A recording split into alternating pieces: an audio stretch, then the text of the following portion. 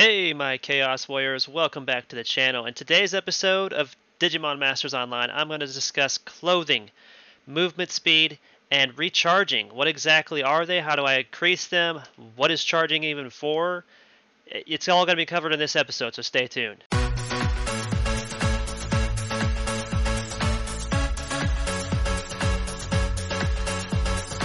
Okay, so first thing up on the agenda today is clothing. And as you can see here, I am on DigimonWiki.com or DemoWiki.com, and I will leave a link to this page in the description. Obviously, this is the best place to go because you can see all the old clothes we used to have. Because believe it or not, we used to have permanent clothing items in the Sovereign dungeons, which have now been changed to timed items.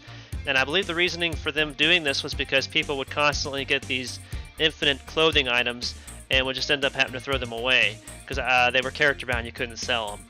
So now we get these 30-day boxes of all the clothing items, which is kind of neat. And it's kind of expected for people like me that have played the game forever, because you kind of understand where they're coming from with it. We're going to be farming these dungeons anyway, all the time, if we're actually able to do them. So we'll be getting multiples of these boxes over time, so eventually we can stock up on them and we'll have plenty of them stored up for ourselves to use. So I get where they're coming from with that. Well, without further ado, let's go right into this. So first two items up are the head and fashion slots. Basically, both of these are for DS attribute chips, and if you guys want to know about attribute chips, I'll be talking about them after we get done with the shoes, just in case you guys are wondering. But first up is basically the Soulmon's hat. It's one of my favorite ones to actually talk about, just because it's one of the most commonly given or gifted items in the game for events, and literally it's usually like 30 days that we get from it. But most of the items that we're going to be talking about are basically items from the dungeons, the Sovereign dungeons, and you would get them for 30 days. And basically that's just about it. Because this right here is from the new hard dungeons. Increases skill damage plus 5 and plus 7%, so obviously there's better ones in each one of these, but just getting one of these from even the low-end dungeon is actually going to help you tremendously with your attributes. So just keep this in mind. That's the good thing about clothing, is it will increase your HP, your Digisoul, movement speed, and we'll get into that as we go down. But basically, these first two sets of items are just all for your Digisoul. It also explains exactly where you can get them, like the Spooky Pumpkins mask. You can get that from the cash shop or during events. So, like, I got mine from an event box from leveling up my tamer so many levels. So there is that possibility. But the rest of these are from like the dungeons. So hard mode, and the Soulmon hat is also another event item. So just keep in mind when you look at these, make sure you look over here to see exactly where you can get them or how they're available, so that way you know exactly what you have to do to get them. And the next up is tops. So this is like the shirts and stuff that we can get from the Sovereign dungeons again. Other items that you can get are the regular ones, and most of the regular clothing just really aren't worth it too much, unless they're given to you for free by like an event. But basically, you're going to have to farm all these Sovereign dungeons on hard to get these nice shirts and stuff, or just buy them from somebody's shop, because there are several shops out there that do sell these. And I don't think they're too expensive. I don't really know. I haven't really looked since I've come back to the game, so you guys will have to let me know down in the comments down below if you think that's a good option to actually buy at least one box of each one of these before doing the hard dungeons, or maybe just partying up with somebody after you've got a transcended Jogress that's pretty OP to go do the dungeons. But you could really be a support, honestly, to help a tank and then get this stuff for yourself, to be honest. So the tops help with HP. The ones that are available, this right here I think is the best one. Yeah, that's kind of confusing. That's weird. 3 slots, 1200 HP. So Zanumon's aquatic hooded shirt is actually the best? That's what it looks like, because that's only plus 900. Is that right? I don't know. You guys have to let me know about that too. I don't know. But yeah, so definitely if you want more HP for your mons to survive longer, the tops are what you're going to have to get. These right here are the shorts or bottoms, for like pants or whatever. These help with defense and will give you a lot of DS additionally on top of that. And these are the mons you'll have to kill for their boxes in order to get a chance at those items. Unfortunately, these right here are the ones that used to be permanent, so these have been taken out, so that's why it says unavailable, but they still show them there, because it is a thing that some people actually still have in the game, who have the old enough accounts that still have them. Like my brother has a full set of the, I think it's the shiny shorts from Zanumon, So he's keeping those because they're actually pretty OP with what they've got. And he hasn't really gotten any of the 30-day things anyway. But anyway, these are here for defense, and also it lists how many attribute slots. I forgot to mention that.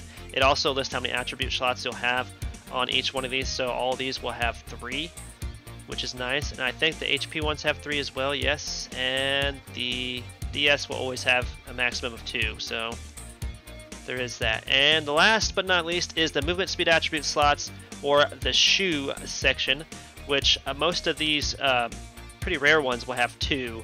The normal will have 1. The thing to note here is the normal ones actually give 115% bonus application to the attribute chips applied, which is a lot better than the 2 slotters. But the 2 slotters actually give you the chance to have 2 of the movement speed chips attached, so you can actually get better speed as well. Basically, these right here are what you would need for movement speed and the movement speed attribute chips, which we'll get into in just a moment. But pretty much, shoes are all about speed. So this is what's going to help you increase your movement speed. This gives you a plus 30% plus whatever percentage you have on your movement speed chips applied to this 100% or 115% respectively. And then on top of that, you can have a boost of movement speed from the Masters membership of 20%. You can get another 35% from the movement speed buffs from the dungeons, which I think only lasts for like 5 minutes, if I'm not mistaken. You guys can correct me if I'm wrong on that. You can also get another 77% from costumes. Actually, there is one more item that we got to go through, and that's gloves. I keep forgetting about gloves. I don't know why. The maximum amount of movement speed that you can have, it's capped at 180%, I believe, if I'm remembering correctly. Again, you guys can let me know down in the comments if I'm wrong about that, but I'm pretty sure it's still capped at 180%. There's an 80 in there. I know there is. But anyway, moving on. That's basically just how you can get your movement speed up in a nutshell, is to get your shoes. Try to get the costumes, and the costumes are down below this, so we'll go into those in just a second. But the next up is the attack attribute that we can add to our Tamer and Digimon respectively, and that is with the gloves. This one right here is still available in the game, the 60-day one for the Shiny Desert coins by chance. And you can also, I think this raid is still in there too. I'm not sure. I know the Digimon raid is still in there, but I don't know if it still drops these. I doubt it does, because most of the things that used to drop out there, they've gotten rid of. So like the 30-day Aura and Joker's chips, those are all gone. Those used to be pretty busy raids to go to. But here are the good ones we have down here.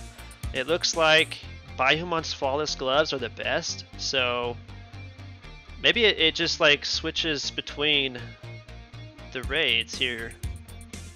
I don't know, but I mean, Zanumon's the easiest that I know. It's the only dungeon I was able to do over and over and over again, no matter what. So basically, I mean, if you're stuck doing Zanumon dungeon, then it's not really that bad. You're still going to be better off than you were before, to be honest. So just keep that in mind when you're doing these things.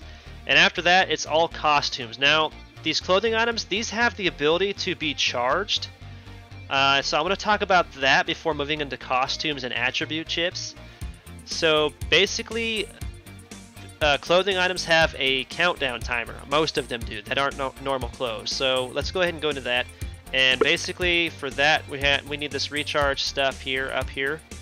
And for the first one here, equipment merge, attribute analysis. This is from Game King's official website, in case you guys were wondering where I got this from. So you guys can just look up recharge, Digimon Masters recharge on Google, and it'll bring up the official release of all this stuff. This is when they changed Dorufin to basically be equipment management, the new equipment management system. So now we have the equipment merge, attribute analysis, and the recharge. So the categories are normal recharge, instant recharge have been newly added, attribute analysis, and equipment merge goes under attribute management category. So they just put those two together, and then the other two are new. So basically for normal recharge, you're basically using your own in-game currency and recharging it that way. You have to register the expired item to an empty equipment slot, and this takes time, so it has to sit in there for so much time to recharge. So this right here is like the worst option to do, in my opinion, for recharging. and you can only do clothing. So I think this is where it's confusing, is you can only do clothing, and I will get to that on the next one, which is number 2 over there. You can actually look at it right now if you want to. Just ignore me. So clothing is the only items that you can actually recharge. You cannot do costumes. Why is that? Because costumes are mostly events or cash shop items, and they love their money from those costumes because the costumes are definitely worth getting. So that's why they do it that way, in my opinion. But the next one is instant recharge. Use a special material to reduce the recharging time of normal recharge. Rechargeable items are listed below. How to recharge. So register an expired item to an empty equipment slot. Register material items required for instant recharge. And choose recharge duration from below. And I will show you guys what the recharge item is towards the end of the episode. It's basically a little, it looks like a little battery with a recycle sign on it. It's basically the best way to put it. It looks like a car battery with a recycle sign on it. That's literally what the recharge is. Those are required, and I believe, yeah, the rechargeable durations are 1 day, 7 days, 15 days, and 30 days. And it takes so many more of those recharge batteries to actually recharge. I think it's like 5 per like day, or at least 5 for a day, and then like I think it's like almost 10 for, I want to say it's 10 for 15, I think. I don't know. It's kind of weird how it does it. They don't really explain it too well. Next up, the categories, equipment merge, you have rechargeable item list. So there's the 30 days duration items that are sold from the cash shop, including individual package items, ex-Solmon. Example is Solmon hats 30 days duration equipment that are sold by limited sales. Now, I'm not sure if we can do the dungeons close. So if anybody knows about that, let me know. But I don't see why you would, because you could literally, if you got the first set from the dungeons, you should be able to farm your own some more to stack up, because they actually do stack. So I mean, you can stack the boxes that they're in up and just stock up on them. So I don't see why they would have those be rechargeable. But that's basically that in a nutshell. And you guys can look at this list. Just pause the video and look at the list. So avatar costumes. Basically, the ones I like to point out here are the ones towards the bottom, which are like these archery, fencing, taekwondo, tennis, sleepwear, and all that stuff. All of these give some pretty decent like attack buffs and speed buffs. So like the 77% plus speed, you also get experience buffs too, which is really nice. And the friendliness can help if you're wanting more or better stats or higher stats for dungeons, so that always comes in handy. But yeah, these are mostly dungeon delving ones that are up here. Like the snowboard suit was one of my favorites. The red-winged Santa costume, that was one of my favorites too to use. And then we got all the soccer uniforms, so there's all these. None of these are rechargeable. So the reason why that is because they're costumes. Like I say, I'm gonna keep reiterating that they're costumes. They're not clothing. Clothing's the only thing you can recharge, and even certain clothing items you cannot recharge. You just have to figure that out on your own, because I really do not know. I didn't really use the recharging system. I just kept farming the dungeons back then, which I probably will do again. So just to be honest, because there's really no point in buying clothes. I don't see the point in doing that. It's just a waste. And I honestly don't even see the point in buying the soccer uniforms anymore, because sometimes they give out the soccer uniforms for free during events. So just do the events and get the uniforms that way, and then stock up on them until you need them to level your Digimon. But that's that. Let's go ahead and move on to the attributes. Alright, so first off and foremost, this has not been updated, so everything here is kind of outdated. This is all the old attribute chips, but this will be great to use to just get a gist of what these will look like and what to look for.